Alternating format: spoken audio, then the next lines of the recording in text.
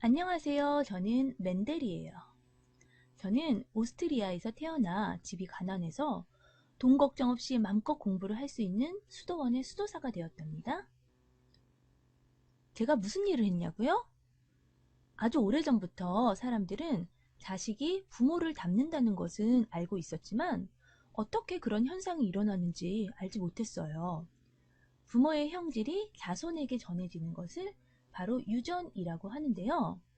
이 유전의 법칙을 알아낸 사람이 바로 저 멘델이에요. 수도원의 마당에서 완두콩을 키우면서 세 가지 법칙을 발견했답니다. 이 세 가지 법칙은 유전학의 기초가 되는 아주 중요한 거예요. 자, 이제 저와 함께 유전 이야기를 시작해 볼까요? 먼저 옛날 사람들은 유전에 대해 어떻게 생각했는지 알아볼까요? 여러분들은 누구를 닮았나요? 엄마의 쌍꺼풀, 아빠의 진한 머리카락 색깔, 이런 것들을 형질이라고 해요. 형질. 유전이란 부모의 형질이 자식에게, 자손에게 전해지는 것을 유전이라고 하고요. 형질과 유전은 많이 나오는 말이니까 기억해 둘까요? 옛날 사람들은 부모의 형질이 자손에게 섞여 나타난다는 사실만은 확신했어요. 이거를 혼합설이라고 하는데요. 검정 물감이랑 하얀 물감이 섞이면 회색이 되듯이 골고루 성질이 닮는다는 이론이에요. 그런데 이 혼합설로 설명할 수 없는 예가 많이 있어요. 그래서 저는 유전에 대한 연구를 하기로 결심했답니다. 저는 유전 연구를 완두로 했어요. 완두콩. 왜 완두로 실험을 했을까요? 만약 사람이나 동물로 실험했다면 어떻게 됐을까요? 사람이나 동물은 성장 기간이 너무 길어요. 손자까지만 연구해도 아주 오랜 시간이 걸리죠. 또 많은 자손을 얻기 힘들어요. 요즘 한 명, 두 명 형제가 그렇게밖에 없잖아요. 그러니까 연구하기가 너무 힘들어요. 유전 연구를 위해서는 다음과 같은 조건을 갖춘 생물이 필요하답니다. 우선 값이 싸고 기르기 쉬워야 되겠죠. 교배하기 쉽고 한 번에 많은 자손을 얻을 수 있으면 좋아요. 그 다음에 생장 기간이 짧아야 되겠죠. 그리고 대립 형질이 뚜렷해야 한답니다. 근데 대립 형질이 뭐냐고요? 여기 있는 키, 몸무게, 지능은 사람마다 굉장히 다양하게 나오죠. 그런데 여기 있는 혀말기, 쌍꺼풀, 보조개, 이거는 혀말기가 되는 사람과 되지 않는 사람, 쌍꺼풀이 있는 사람과 없는 사람, 그리고 보조개가 있는 사람과 없는 사람, 이렇게 두 가지로만 나뉠 수 있어요. 이렇게 상대적인 관계에 있는 형질을 바로 뭐라고 하냐면 대립 형질이라고 해요. 이 대립 형질이 뚜렷할수록 유전을 연구하기에 좋답니다. 완두는 제가 길러본 결과 그림과 같이 이렇게 대립 형질이 뚜렷하고 모든 조건이 유전을 연구하기에 아주 적당했어요. 그래서 완두로 실험하기로 결정했죠. 완두로 결정!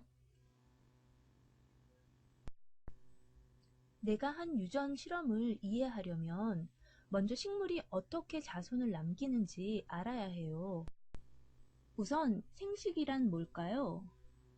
생식이란 생물이 자신과 닮은 새로운 개체를 만들어서 자손을 남기는 것, 그런 것을 말해요.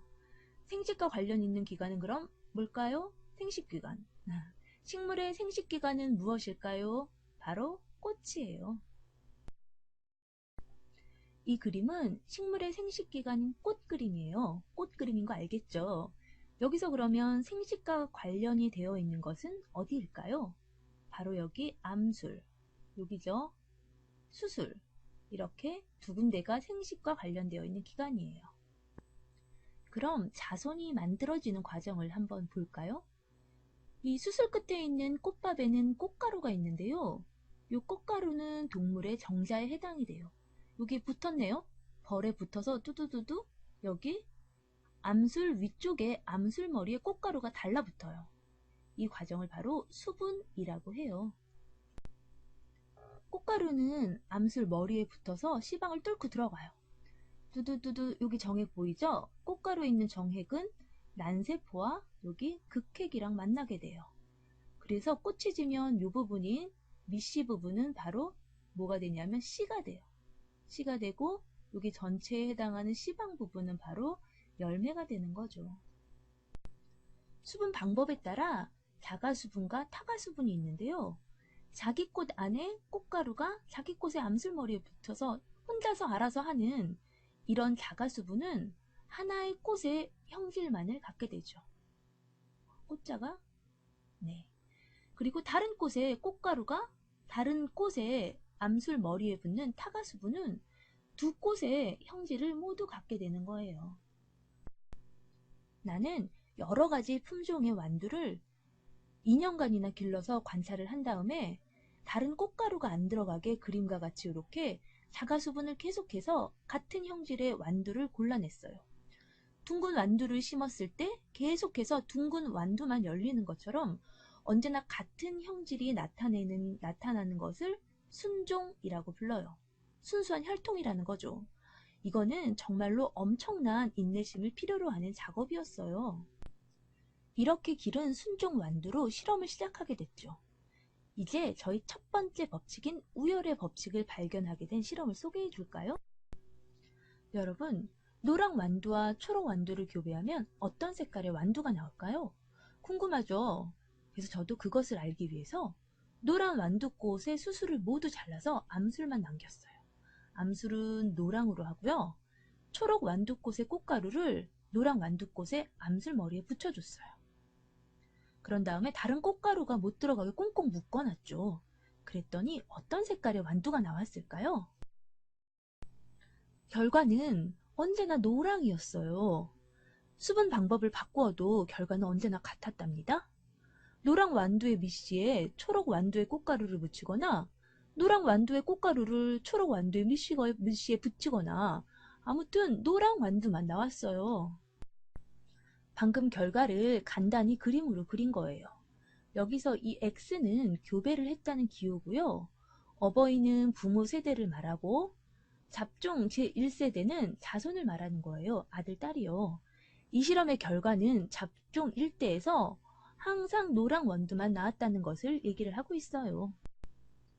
나는 이 결과가 다른 형질에서도 항상 일치하는지 알아보기 위해서 실험을 했더니 그림과 같이 잡종 1대에서는 항상 같은 형질만 나타났어요.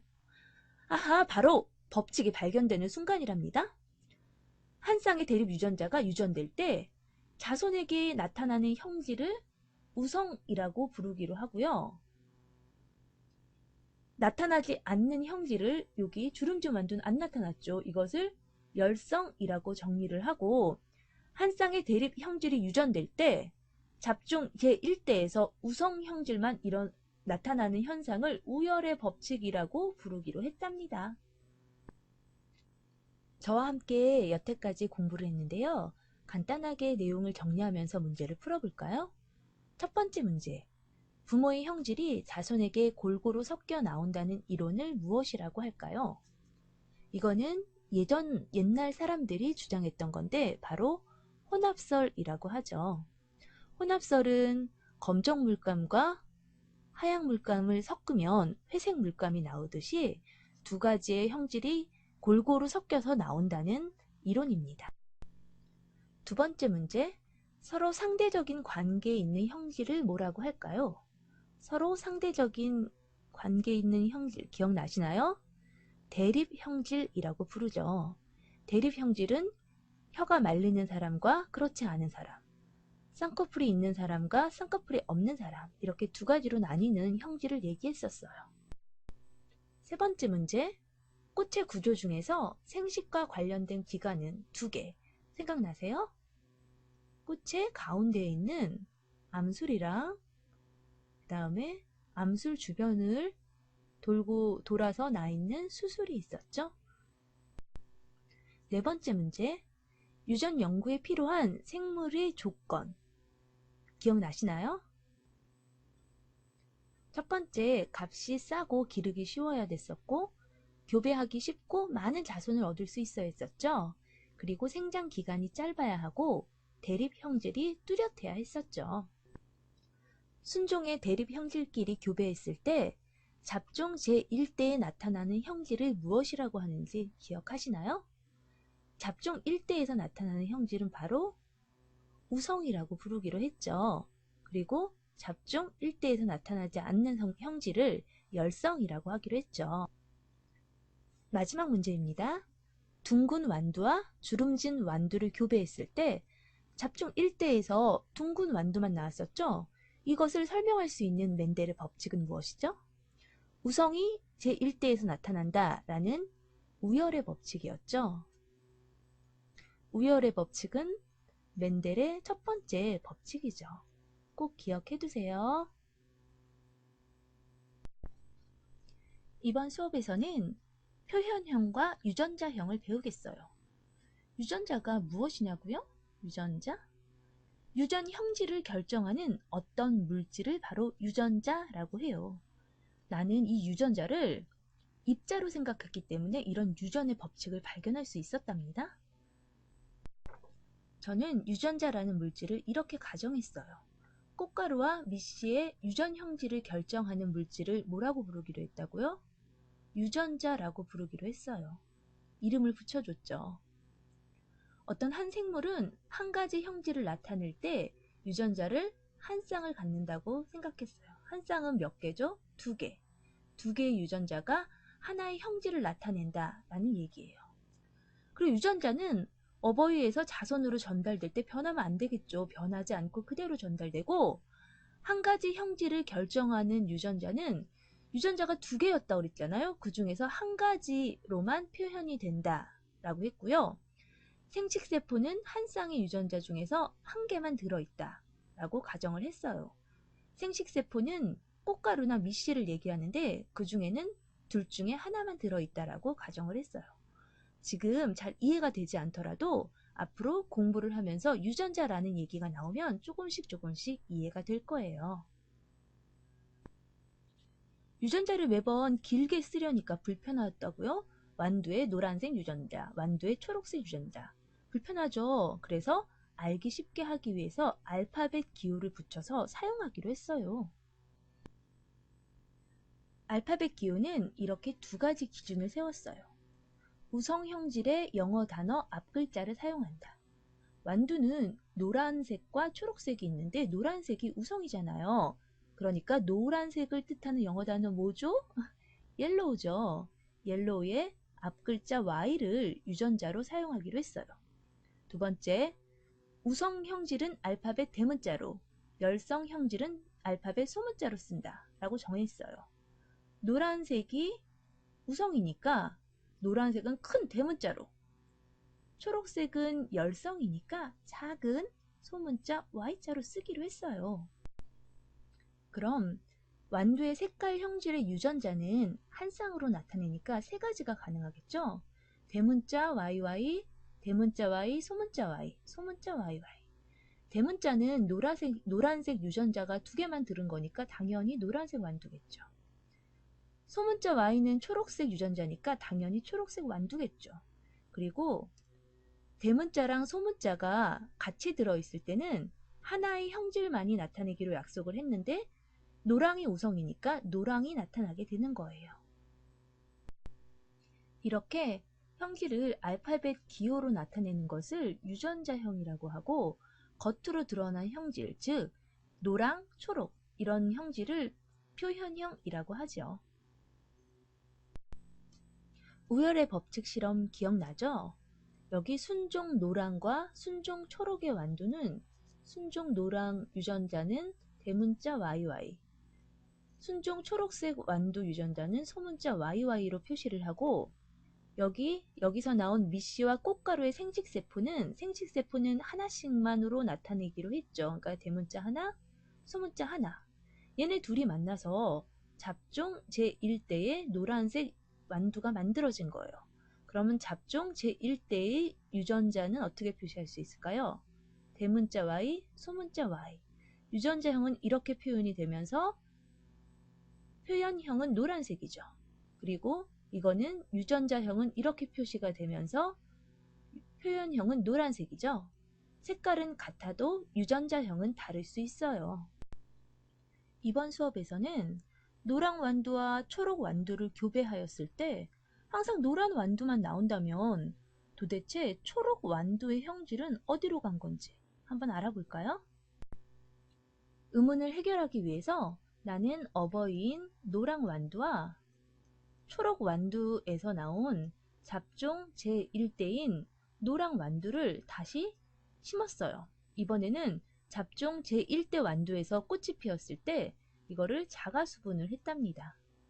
자가수분 기억나시죠? 한 꽃 안에 있는 수술의 꽃가루를 암술에 묻혀주고 이렇게 꽁꽁 묶어놨어요. 그랬더니 어떻게 되었을까요? 이렇게 해서 얻은 잡종 제2대에는 노랑 완두와 초록 완두가 섞여 있었어요. 이렇게요. 초록 완두의 형질이 없어졌던 게 아니었어요.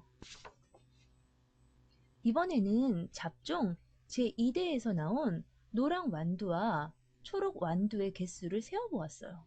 하나하나 다 세어보았답니다.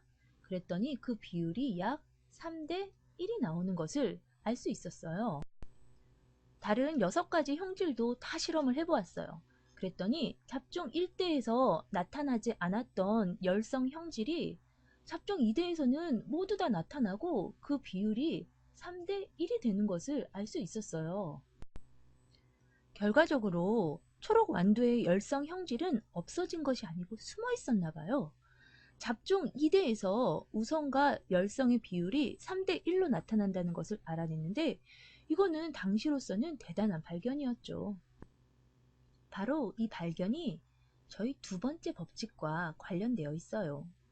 잡종 제2대에서 우성과 열성의 비율이 3대 1로 나타나는 것에 대해서 유전자형을 이용해서 한번 자세히 알아볼까요?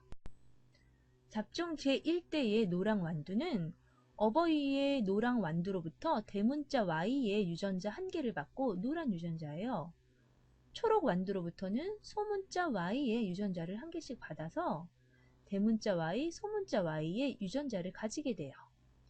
유전자가 대문자 Y, 소문자 Y인 개체가 생식세포인 밑씨랑 꽃가루를 만들 때는 유전자를 1개씩 갖는다 그랬죠? 그래서 각각 대문자 Y, 소문자 Y로 나타낼 수가 있어요. 그림의 왼쪽에는 한쪽 어버이에서부터 온 생식세포가 다른 쪽에는 다른 쪽 어버이로부터 온 생식세포가 쓰여져 있어요. 조금 더 자세히 알아보면요. 잡종 제1대의 노란 완두는 유전자가 잡종이에요. 잡종이 나쁜 뜻이 아니고 섞여 있다라는 뜻이죠. 여기에서 생식세포는 유전자를 한 개씩 가질 수가 있겠죠. 그러면 이 생식세포들이 어떤 조합을 만들 수 있냐면 이렇게 만나면 대문자 Y, 대문자 Y 이렇게 만나면 대문자 Y, 소문자 Y를 가질 수 있겠죠. 이번엔 이렇게 만나면 대문자 Y, 소문자 Y 이렇게 만나면 소문자 Y, 소문자 Y 이렇게 가질 수가 있겠죠. 여기 두 생식세포 유전자를 조합해서 여기 사각형 안에 표시한 것이 잡종 제2대가 가질 수 있는 유전자형이 돼요. 잡종 제2대의 유전자는 모두 3가지가 있죠. 대문자 Y, 대문자 Y, 대문자 Y, 소문자 Y, 소문자 Y, 소문자 Y 3가지 형태가 있고요. 그 분리비는 개수를 세어보세요. 1대, 2대, 1의 분리비가 된다는 것을 알 수가 있어요. 조금 복잡해졌죠. 대문자 Y, 대문자 Y와 대문자 Y, 소문자 Y는 유전자형은 다르지만 둘 다 노란 색깔로 표현형이 같아요. 따라서 잡종 제2대에서는 노란색 완두와 초록색 완두의 비율 3대 1이 나타나는데 이것은 바로 표현형의 비율이에요. 유전자 비율이 아니고요. 완두의 색깔뿐 아니고 우성인 둥근 완두와 열성인 주름진 완두를 가지고 실험을 해도 역시 잡종 제2대에서는 둥근 완두와 주름진 완두의 비율이 보면 3대 1로 나타나는 것을 알 수가 있어요. 이러한 결과를 통해서 나는 잡종 제2대에서 우성과 열성의 형질이 3대1로 분리되는 분리의 법칙을 발견하게 된 거죠. 짜잔! 저의 두 번째 법칙이에요. 정리하는 의미에서 문제를 풀어볼까요? 다음 그림과 같이 순종의 둥근 완두와 주름진 완두를 교배해서 얻은 잡종 제1대의 유전자형을 쓰시오 라는 문제네요. 둥근 완두, 순종의 둥근 완두에서는 어떤 생식세포를 만들 수 있을까요? 생식세포는 유전자가 몇 개? 한 개니까 대문자 R 하나만 만들 수 있겠죠. 순종이니까 유전자가 같잖아요. 그 다음에 주름진 완두에서는 소문자 R의 생식세포를 만들 수가 있겠죠. 그러면 잡종 제1대는 이쪽에서 하나, 이쪽에서 하나 받았으니까 유전자형이 어떻게 될까요? 대문자 R, 소문자 R. 잡종 제1대의 유전자형은 이렇게 나타낼 수 있겠죠. 이번 문제, 다음 그림과 같은 완두의 교배 결과 잡종 제2대에서 400개의 완두를 얻었대요. 그러면 순종 황색 완두는 모두 몇 개인지 쓰시오 라는 문제네요. 잡종 제2대에서 똑같은 유전자형을 가진 잡종 제2대가 교배를 했어요. 그러면 이렇게 아까 했던 거 기억나시죠? 유전자형이 어떤 게 나올까요? 대문자 Y, 대문자 Y, 대문자 Y, 소문자 Y, 대문자 Y, 소문자 Y, 소문자 Y, 소문자 Y 이렇게 나왔었죠. 그래서 얘네 둘이 같으니까 비율은 1대 2대 1이었잖아요. 근데 문제는 순종 황색 완두를 물어봤으니까 뭐냐 하면 바로 요거의 비율을 묻는 거예요. 전체가 400개래요. 그러면 1대 2대 1이니까 순종 황색 완두는 모두 몇 개가 될까요? 4분의 1이죠. 그러니까 답은 100개가 되겠네요. 이번에는 두 가지 대립 형질을 가진 완두는 어떻게 유전되는지 알아볼까요? 두 가지 대립 형질이 무슨 말이냐고요? 여기 여러 가지 완두들이 있어요. 여기 완두들은 두 가지의 대립 형질이 있어요. 뭐가 있을까요? 색깔이 다르죠? 색깔 형질과 모양이 다르죠? 모양 형질이 있어요. 이 두 가지 형질이 동시에 있을 때 어떻게 유전되는지 알아보기 위해서 실험을 했답니다. 우선 모양과 색깔의 우성인 둥글고 노란 완두와 그 다음에 모양과 색깔의 열성인 주름지고 초록색인 완두 중에서 순종인 것만 골랐어요. 순종인 둥글고 노란 완두와 순종인 주름지고 초록 완두를 교배해서 잡종 제1대를 얻었는데 어떤 완두가 나왔을까요? 둥글고 노랑인 완두가 우성이니까 우열의 법칙에 의해서 이런 결과가 나왔어요. 예상했었죠? 그러면 잡종 제1대에 둥글고 노란 완두를 다시 심어서 자가수분을 했어요. 자가수분 기억나죠? 한 꽃 안에서 자기네들끼리 교배를 시키는 거예요. 그랬을 때 잡종 제2대가 나왔는데 이번에 이렇게 다양한 표현형의 완두가 나왔답니다. 잡종 제2대의 개수를 세어보니까 다음과 같았어요. 이거 세느냐고 정말 힘들었어요. 이 순서대로 비례식을 세우는데 가장 작은 수인 32를 계산기로 나누고 소수점의 뒷자리를 없애서 간단하게 알아보니까 비율이 9대 3대 3대 1이 되는 것을 알 수가 있어요. 이 비율이 무슨 의미일까요? 이 비율에서 형질을 하나씩 알아볼까요? 첫 번째, 모양에 대한 형질을 알아봅시다. 여기 둥근 모양이 9대 3이니까 9 더하기 3, 12네요. 주름진 게 3 더하기 1이니까 4죠. 4대 12대 4. 약분하면 모양의 형질은 3대 1이 나오네요. 그러면 색깔의 형질을 알아볼까요? 색깔은 노란색이 우성인데 노란색이 9, 여기 3, 12네요. 그 다음에 초록색이 3, 1이니까 4. 역시 색깔의 비율도 3대 1이 됨을 알 수가 있네요. 이건 지난 시간에 배운 분리의 법칙과 같군요.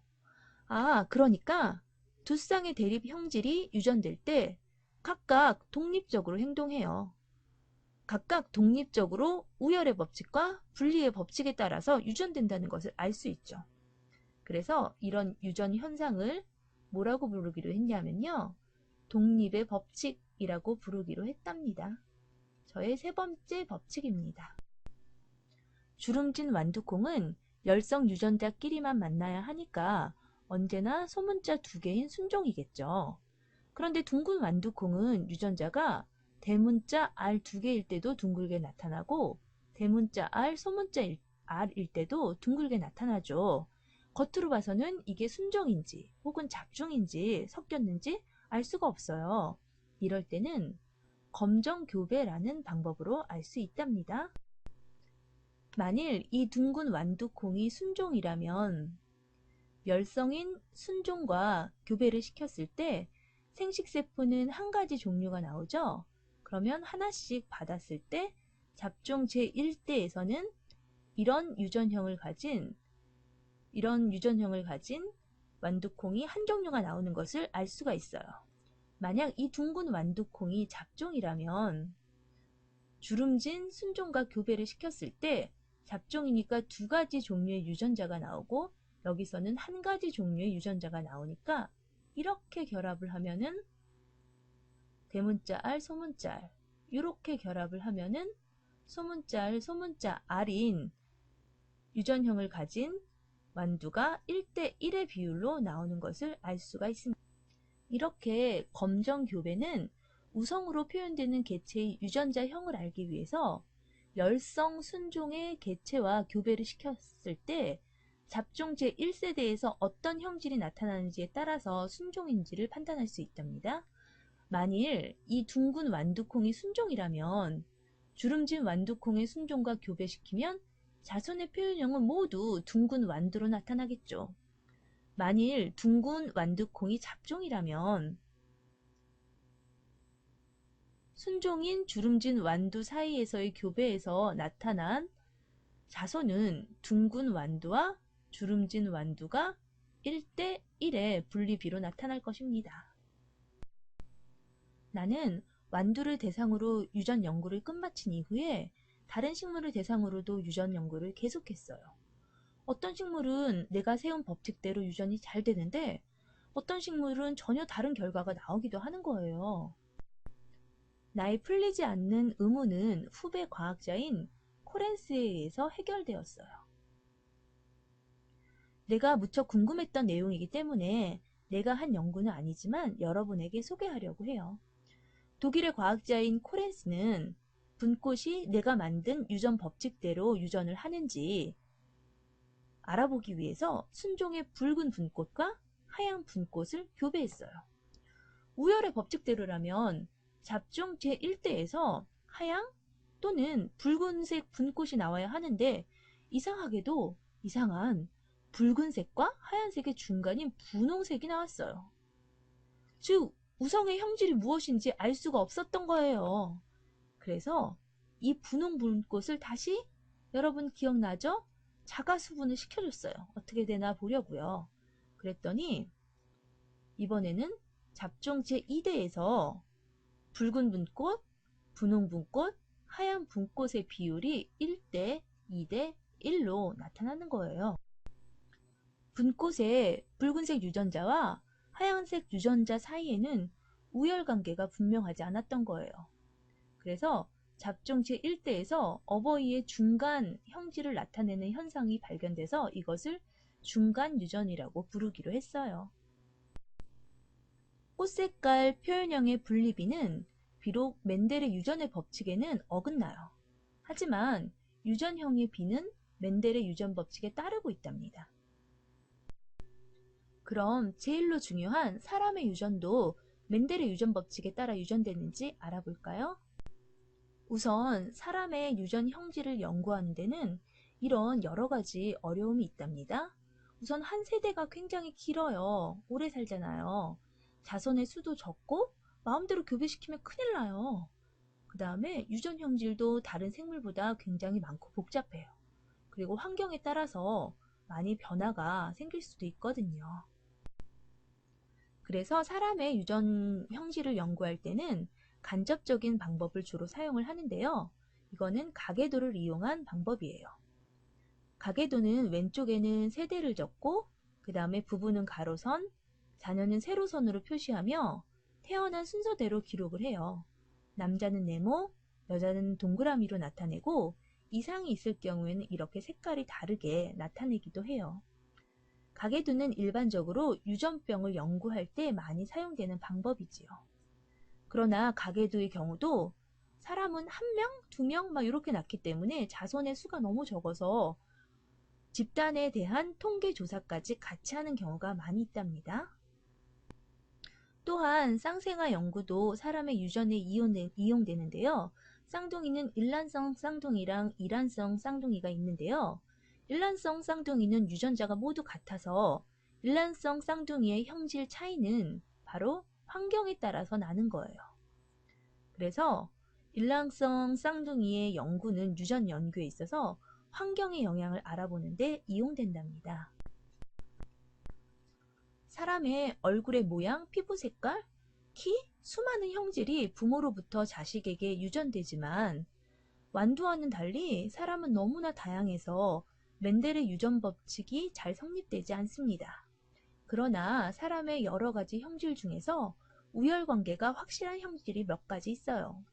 그림을 보고 우성, 열성이 나는 어떤 것에 해당이 되는지, 또 부모님들은, 우리 형제들은 어떤 형질에 해당이 되는지 한번 알아보는 시간을 가져보세요. 그동안 수업 듣느라 고생 많았어요. 학자들의 끊임없는 연구와 실험을 통해서 지금도 유전학은 점점 발달하고 있죠. 유전공학이라는 학문으로 발전해서 새로운 품종의 생물을 만들어내는 등 분야와 범위가 점점 넓어지고 있어요. 여러분들도 유전학에 관심을 가지고 열심히 공부하기를 바란답니다. 정리하는 의미로 문제를 간단히 풀어볼까요? 두 쌍의 대립 형질은 다음 세대로 유전될 때 각각 독립적으로 행동하는데 이것을 무슨 법칙이라고 할까요? 바로 독립의 법칙이라고 하죠. 멘델의 세 번째 법칙입니다. 순수한 우성 형질인지 알아보는 방법을 무엇이라고 하죠? 검정교배라고 하죠. 열성인 순종이랑 교배시키는 방법이에요. 우성과 열성의 우열 관계가 불분명하게 나타나는 유전을 분꽃의 유정, 분홍색 배웠죠? 중간 유전이라고 합니다. 그동안 수고하셨습니다.